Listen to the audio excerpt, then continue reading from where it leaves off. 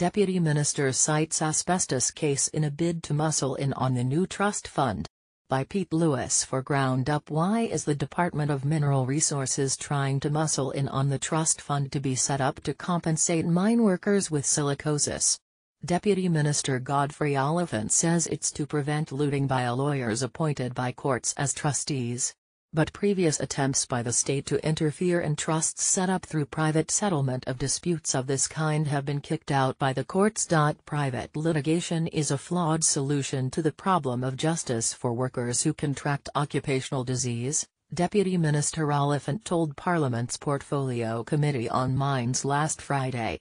He had been discomfited, he said, by the past experience of the asbestos relief trusts. Lawyers take their cut and disappear, while some workers in the Northern Cape died without receiving a cent, he said. To prevent this, Oliphant suggested there should be government representatives on the board of trustees of the giant compensation fund to be set up to pay damages to former mine workers, when the lawyers for the mine workers and their gold mine employers reach an imminent settlement in the silicosis case. Oliphant's looting allegation referred to the Asbestos Relief Trust set up in 2003 and the Gallagher Relief Trust set up in 2006. The creation of these trusts followed a 2002 agreement between Northern Cape Mines and former mine workers who had contracted asbestosis and the deadly mesothelioma type of lung cancer only caused by breathing in asbestos fibers.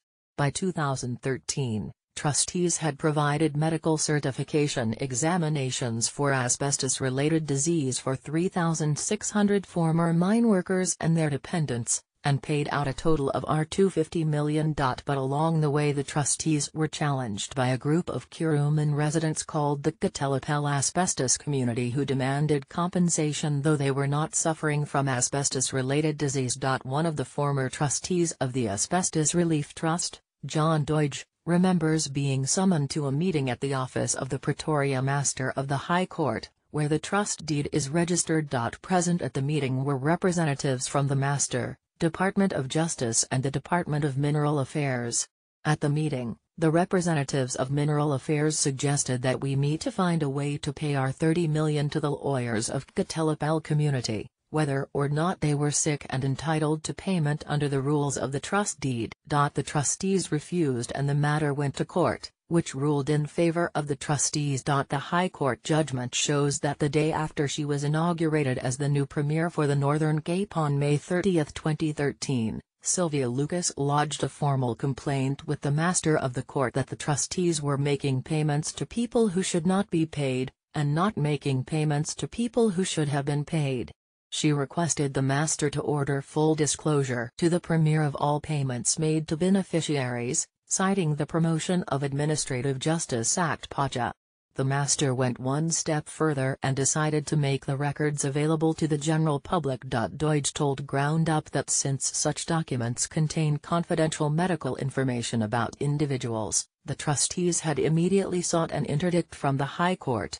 This was granted, but the Premier decided to oppose this and during litigation called for a list of all the people who had been paid out by the trust.